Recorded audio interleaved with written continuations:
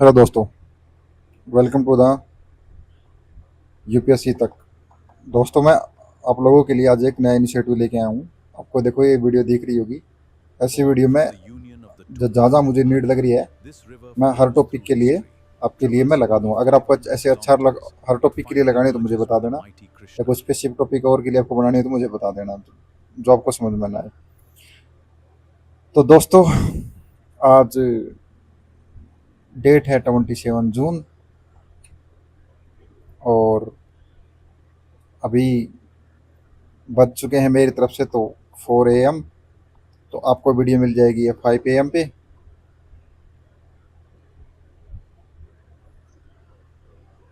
आज हम जो आर्टिकल डिस्कस करने वाले हैं, एक तो है नेत्रा एयरबोर्न जो अर्ली वार्निंग कंट्रोल सिस्टम, ये साइंस एंड टेक्नोलॉजी। ये जो सोर्स है दोस्तों, ये पीआईबी से लिया है मैंने। द एयर सुविधा पोर्टल, ये साइंस एंड टेक्नोलॉजी। ठीक से, ये जो मैंने कहाँ से लिया है, मैंने इंडियन एक्सप्रेस से लिया है। प्रोजेक्ट जो हवा का आई है, ये कहाँ से लिया, मैंने डीडी न्यूज से लिया है। कश्मीर सुफियाना म्यूजिक, ये द हिंदू का है जी। और OPEC organisation the petroleum exporting countries, ये मैंने कहाँ से लिया है, इंडियन एक्सप्रेस से लिया है। और तुंगमुंद्रा रिवर है, ये मैंने कहाँ से लिया है, ये मैंने द प्रिंट से लिया है। ये मैपिंग सेक्शन के रिलेटेड है जी। ओके दोस्तों, आइए हम वन बाय वन में देखते हैं। और दोस्तों, आप मुझे ये बताओ, आप में से कितने लोग आज 5 AM पे रूठे, बताइए। जैसे मैं तो हर दिन अपनी 5 AM पे वीडियो डाल दे रहा हूँ करंट अफेयर की, तो क्या आप उसे उठ के सुबह 5 AM पे देख भी रहे हो या नहीं देख रहे हो? आइए दोस्तों, करते हैं हमारी जो पहली न्यूज़। और दोस्तों, अगर टेलीग्राम अगर आपको पीडीएफ चाहिए तो मेरा टेलीग्राम का क्यूआर कोड है, आप इसको स्कैन कर सकते हो और आप इसे सर्च कर सकते हो यूपीएससी तक, और आप इसको टेलीग्राम चैनल को ज्वाइन कर सकते हो। और दोस्तों, अगर आपको मेरा पढ़ाया हुआ पसंद आए तो आप लाइक शेयर और कमेंट कर सकते हो। तो हमारी पहली न्यूज़ है दोस्तों, जो इंडियन एयरफोर्स है वो गेट का फाइनेंशियल ऑपरेशन क्लियरेंस और indigenous airborne early warning and control system Netra. तो आइए हम इसके बारे में जो आज हमारी पीआईबी की में जो न्यूज़ है, इसके हम नेत्रा के बारे में पढ़ते हैं। अच्छे से डिटेल में मैंने आपके लिए शॉर्ट नोट्स बना दिए जी, ठीक है जी। जो airborne early warning control system है जी, इसको बोला जाता है AEWC बोलूंगा इसको मैं, ठीक है जी। तो देखिए जी, ये है जी, हम जो नेत्रा है, जो AEWC है जी, ठीक है जी। इसमें ये क्या है, पहले तो आप ये समझिए। ये क्या है, एक इस प्रकार का एक फ्लाइंग रडार है, ठीक है जी। ये क्या करेगा, ये डिटेक्ट करेगा किसको, ट्रैकिंग आइडेंटिफिकेशन एयरबोर्न और मैरीटाइम थ्रेट्स को बियॉन्ड द ग्राउंड, जो ग्राउंड की। देखो, एक तो रडार तो अपने जो ग्राउंड पे काम करती है, ये ऊपर काम करेगा जी, आसमान में। इसको किसने डेवलप किया जी, इसने डेवलप किया centre for airborne centre system, और डीआरडीओ ने जी, ठीक है। और विद एयरफोर्स डिफेंस, ठीक है जी। इसका एम क्या है, एम ये है कि क्या करेगा, स्ट्रेंथ करेगा इंडिया की इंडिजिनियस एयरबोर्न सर्विलांस कैपेबिलिटी को, और ये इनहेंस करेगा इंडियन एयरफोर्स की एबिलिटी को to monitor border detect.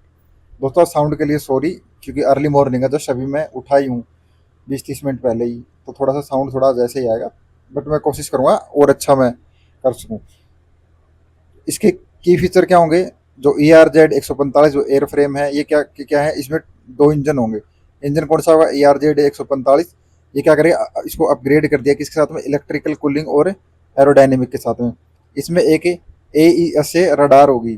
Radar यानी कि जो 240 दो से जो 60 डिग्री कवरेज भी करेगी, और कितनी दूर तक ये कवर कर सकती है, ये मतलब कि 250 से 375 जो 75 किलोमीटर है, ये इतनी जो इसकी जो रेंज है, इसको इतना डिटेंशन कर सकती है। ये मल्टी टारगेट ट्रैकिंग कर सकता है, मतलब एक समय पे ये वो मतलब कि मल्टीपल ऑफ टारगेट, यानी कि 200+ टारगेट को ट्रैक कर सकता है कि टारगेट आ रहे हैं दोस्तों, ठीक है। जैसे कि जो साइमल्टेनियसली मतलब ये क्या कर सकता है, डिटेक्ट कर सकता है और ट्रैक कर सकता है। और 200 aerial targets including fighter aircraft, cruise missile और यूएवी, ठीक है जी। यूएवी क्या होता है जी, अनआर्म्ड व्हीकल, जो यानी जो ड्रोन होते हैं ना, उनको बोला जाता है। सेंसर, इसमें सेंसर फ्यूजन होगा। ये क्या करेगा, इसमें जो इलेक्ट्रॉनिक सपोर्ट जो मेजर है वो, और जो कम्युनिकेशन सपोर्ट मेजर है वो क्या करेंगे, वो इनेमिक रडार को कर लेंगे और उसको क्या करेंगे, उसका कम्युनिकेशन सिग्नल। ये देखिए, ये इसका जो है ये रडार, ये दोनों मिलके इसके क्या करेंगे, जैसे मान लिए एनिमिक आती, इसको क्या कर लेंगे, ये डिटेक्ट कर लेंगे। इससे क्या होगा, हमारा जो एक्सटेंड क्या हो जाएगा, हमारा एंड्योरेंस, मतलब कि इसमें एक ऐसी फैसिलिटी दे दी, अगर मान लो कि ऊपरी इसमें अगर इसमें तेल खत्म हो गया, तो ऊपर से एक पाइप निकालो, दूसरी एयरप्लेन नज़दीक लाओ और इसमें डाल लो, ठीक है जी। आइडेंटिफिकेशन फ्रेंड दे दिया इसमें, ठीक है। और अफोई, इसमें क्या है, इसमें इंडिजीनियस जो एम के सिस्टम है वो, और जो 13 IFF सिस्टम है वो दे दिया। नेटवर्क सेंट्रिक वारफेयर दे दिया इसने। इसमें क्या क्या दिया इसने, इसने इलेक्ट्रॉनिक वारफेयर दे दिया जिसमें, और इसने और क्या दे दिया, सॉफ्टवेयर डिफाइंड रेशियो दिया इसमें। पूरा ए आई सिस्टम सिस्टम इसने बना दिया जी। ग्राउंड का जो एक्सप्लोटेशन स्टेशन है इसने ये बना दिया जी। ये क्या करेगा, ये रियल टाइम डाटा है ट्रांसफर करेगा ऊपर से नीचे जो ग्राउंड है। इसके लिए आपको इंपॉर्टेंट क्या है दोस्तों, इसकी जो फुल फॉर्म क्या है, एयरबोर्न अर्ली वार्निंग कंट्रोल, मैं आपको बता चुका हूँ। डेवलप किसने किया, DRDO, CBS और इंडियन एयरफोर्स ने, ठीक है जी। एयरक्राफ्ट कौन सा है जी, ARZ-145। रडार क्या है, ASA रडार है। कवरेज इतनी करेगा, ये इसके लिए इतना इंपॉर्टेंट है दोस्तों। इसमें बस आपको इतना पता होना चाहिए, जो ऑपरेशन नेत्रा है वो समटाइम न्यूज में रहता है, बस वो किसके रिलेटेड है दोस्तों। अभी क्या हुआ है आपको बताया, जो इबोला है, इबोला वायरस है, मतलब क्या फैला हुआ है, और उससे क्या हुआ है कि आपको मतलब कि हमारे जो जो एयर वाली जो एयर इंडिया है वो कुछ नए जो नियम लेके आई है जी, ओके जी। जो फ्लाइंग मिनिस्ट्री है वो, उसमें क्या क्या नियम लेके आई हैं, आइए हम उसको वन बाय वन करते हैं। इसको बोला गया एयर सुविधा पोर्टल 2.0, ठीक है जी। इसमें इसमें क्या, इसमें आपको क्या किया गया है, ये क्या गया है, ये बिल्कुल कॉन्टैक्टलेस होगा। आपको मैं इसमें बता देता हूँ, आपको ये आपको इसको पढ़ने की जरूरत नहीं है, आपको बता देता हूँ इसमें क्या है। एक तो इन्हें जी पूरा कॉन्टैक्ट लेस होगा। पहले ही होता था कि पहले आप एक पासपोर्ट लेके जाओ देखो, नहीं, अब पूरा कॉन्टैक्ट लेस है। अगर आपको मतलब इंडिया टू इंडिया, मतलब आपको केरला से दिल्ली में करना है, आप जाइए, आप एक अब उनकी एक PDF होगी लाइन, आप उनको जाइए, वो देखेंगे हाँ ये। एक तो उन्होंने क्या कर दिया, पूरा कॉन्टैक्ट लेस कर दिया, ताकि क्या है, इबोला वायरस एक जगह से दूसरी जगह ना फैला। इसमें इसकी कौन सी ऑर्गेनाइजेशन है, इसमें जो ऑर्गेनाइजेशन है, एक तो है जी मिनिस्ट्री ऑफ सिविल एविएशन, और दूसरी दिल्ली इंटरनेशनल एयरपोर्ट, ठीक है जी। इसका इस जो इससे एम क्या होगा, इसका जो जो पॉइंट ऑफ जो एंट्री है, ठीक है जी, वो जो पब्लिक हेल्थ है सर्विलांस में, उसमें मदद मिलेगी।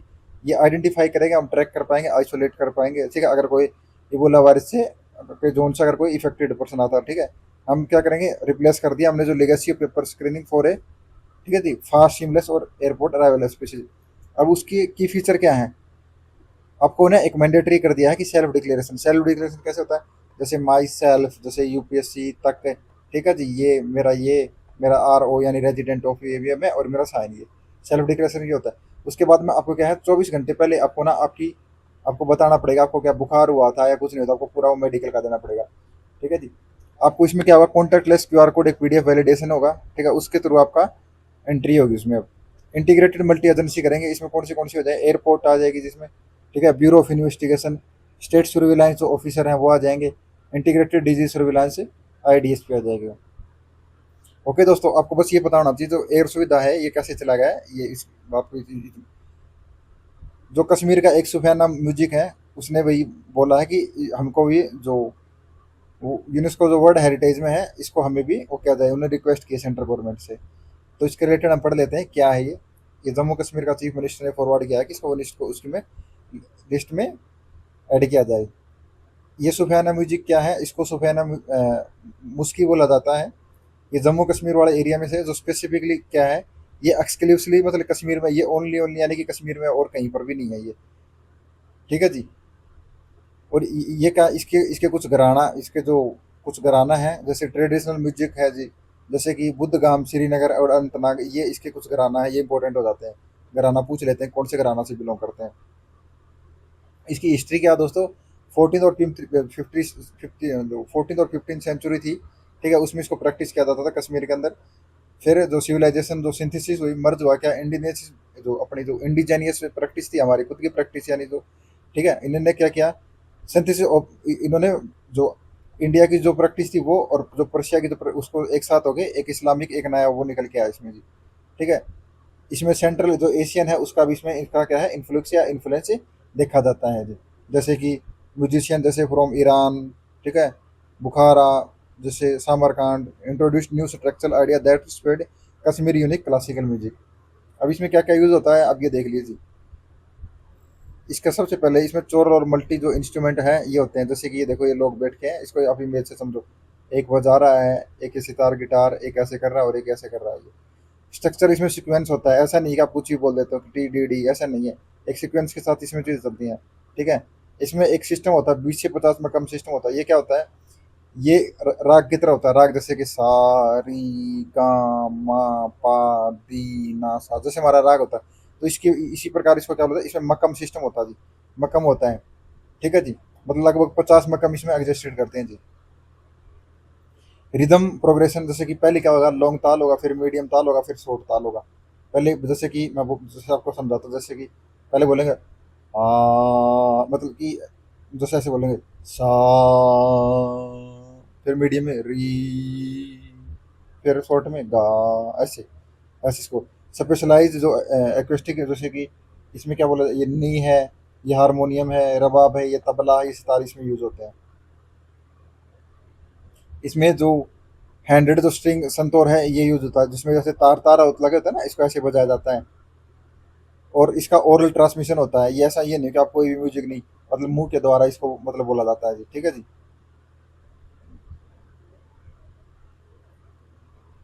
दोस्तों मतलब आफ्टर यू इराक और प्लान टू क्यूट सऊदी, ठीक है जी। इसने क्या किया है, डिटेक्टेड किया ओपेक को। अब हम ओपेक के लिए हमारे इंपॉर्टेंट ये हो जाता है, तो ओपेक क्या है, ये इंडिया टुडे की न्यूज़ है दोस्तों, ठीक है जी। तो ओपेक क्या है, आप सबसे पहले ओपेक के बारे में जानिए। ओपेक क्या है, ऑर्गेनाइजेशन होता है पेट्रोलियम एक्सपोर्टिंग, मतलब कि एक कंट्री है, उनकी उसका एक ऑर्गेनाइजेशन है।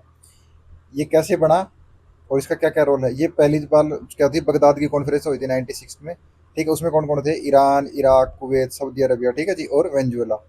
जैसे मैंने कल आपको बताया था वेनेजुएला के बारे में, आपको अगर नहीं देखा तो आप देख लेना था कि इसमें प्ले लिस्ट में जो वेनेजुएला में जैसे अर्थ क्यों आया था, वो कैसे आया था, मैंने आपको पूरा वीडियो बना के उसमें समझाया, ठीक है जी। इसके जो हेडक्वार्टर थे वो कहाँ है, जिनेवा स्विट्जरलैंड और वेना और ऑस्ट्रिया में थे। पेट्रोलियम पॉलिसी बनी 1968 में। फिर जो ओपेक बना 1976 में जी, ठीक है। फिर ओपेक प्लस बनेगा 2017 में। जो ओपेक है जी, इसमें इसमें टोटल कितनी कंट्री है, इसमें लगभग टोटल 12 कंट्री है। कौन सी है, एक तो अल्जेरिया है, अंगोला है, कॉन्गो है, इक्वेटोरियल गोना है, गबून है, ईरान है, इराक है, कुवैत है, लीबिया है, और ठीक है जी, और नाइजीरिया है, और सऊदी अरबिया है, और वेनेजुएला है। वेनेजुएला का मैंने आपको बताया, मैंने आपको इस बारे में पढ़ाया है। इसमें से कुछ कंट्री है ना अभी एग्जिट हो चुकी, ये इंपॉर्टेंट होता था, इसमें कौन सी अभी एग्जिट हो, जो ओपेक का हिस्सा नहीं है। कतर है 2019 में एग्जिट हो गई थी, इक्वाडोर 2020 में हुई थी, अंगोला 2024 में थी, और यूनाइटेड स्टेट जो यूएई है वो 2026 में किससे, इससे एग्जिट हो गई थी। ये इंपॉर्टेंट ये है, ये सबसे इंपॉर्टेंट ये है जी।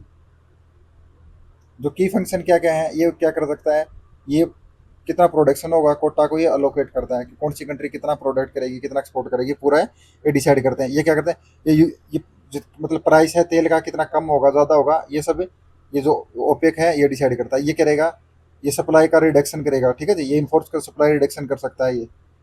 अगर इकोनॉमिक स्लम्प हो जाए या पेंडेमिक आ जाए तो कोऑर्डिनेट करेगा लार्ज स्केल पे ये नेविगेटिंग क्लाइमेटिक पॉलिसी भी करता है, ठीक है जी। जैसे यूएन क्लाइमेट चेंज कॉन्फ्रेंस के साथ में इसमें पार्टिसिपेट, जैसे UNFC, United Nation Forum on Climate Change, Convention on Climate Change, COP आपको पता है कॉन्फ्रेंस ऑन पार्टी है जी, उसमें भी पार्टिसिपेट करता है। स्टेक होल्डर और मार्केट इंगेजमेंट रहती है जिसके अंदर, ठीक है जी। ये क्या करता है, ये मेंटेन करता है डायलॉग विद प्रोड्यूसर, कंज्यूमर और इन्वेस्टर के साथ में, और जो अदर एनर्जी स्टेक होल्डर हैं इनके साथ में। इसका सिग्निफिकेंस क्या करता है, ये इन्फ्लुएंस करता है ऑयल के प्राइस को, ठीक है। ये अफेक्टिंग करता है इन्फ्लेशन को, एनर्जी सिक्योरिटी को, और इकोनॉमिक स्टेबिलिटी को। बस ये दोस्तों इसके लिए ये इंपॉर्टेंट था। अगला है हमारा ये जो तुंगभद्रा डैम है, इसके रिलेटेड द प्रिंट की न्यूज़ है। तो ये जो तुंगभद्रा के बारे में बताता हूँ।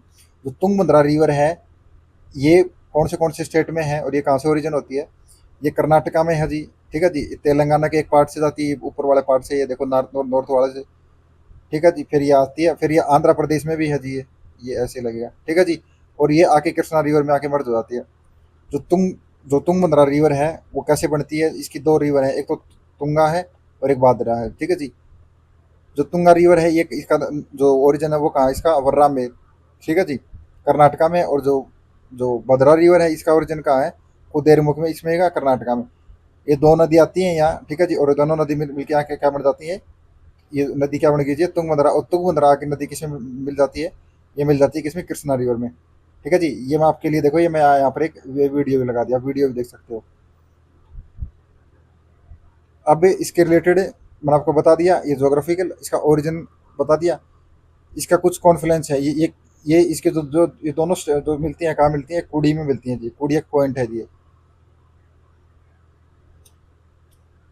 इसके की फीचर क्या है जी, ये इसके ऊपर क्या है, इसके ऊपर पंपा सागर जो डैम है, इसको जो तुंगभद्रा रिजर्व बोला जाता है, ये कहाँ पर है, ये कर्नाटका में है। इसके ऊपर क्या है, ये मतलब कि जो heavy station about 33 TMCFT reduce storage capacity, ठीक है जी। डिस्टिंग रिवर, मतलब इसको इसकी जो जियोमॉर्फोलॉजी है वो मतलब कि अलग है इसकी। ये कहाँ कहाँ से फॉलो करती है, स्टीप फास्ट मूविंग चैनल से फॉलो करती है। और जो बादरा है वो वाइडर जो जेंटली वैली है इसकी, रिच इकोलॉजिकल, उसमें देखो ये देख रहे हैं आपको, इसके अंदर जैसे मगरमच्छ है वगैरह वगैरह, ये दिख रहा है आपको इस प्रकार के, ठीक है जी। जैसे डेक्कन प्लेन में यह मिलती है। जो विजयनगरा का जो इरिगेशन हेरिटेज है, ये देखो ये विजयनगर ये, ठीक है। तो इससे जो विजयनगर वाला जो एरिया है, लगभग इससे क्या होता है, मतलब इरीगेटेड सिंचाई की जाती है। इसका सिग्निफिकेंस क्या है, इरिगेशन में सपोर्ट करती है बिल्कुल, जो कर्नाटका है, तेलंगाना, आंध्र प्रदेश वाला एरिया है इसके अंदर, ठीक है जी। इंडस्ट्रियल पावर, इंडस्ट्रियल में जो पावर नीड होती है, इसके ऊपर क्या है, कुछ पावर प्लांट है जो ड्रिंकिंग वाटर के लिए, कर्नाटका, तेलंगाना और आंध्र प्रदेश के लिए। ये दोस्तों इसके लिए कुछ फैक्ट है। दोस्तों ये था आज का हमारा डिस्कशन। और दोस्तों अगर आपको पसंद आया तो आप लाइक शेयर कमेंट और सब्सक्राइब कर सकते हैं। अब मिलते हैं 28, ठीक है जी, कब, 28 जून को 5 AM पे। Be ready. ओके दोस्तों, थैंक यू सो मच। अगर कोई सजेशन हो तो आप मुझे बता सकते हैं।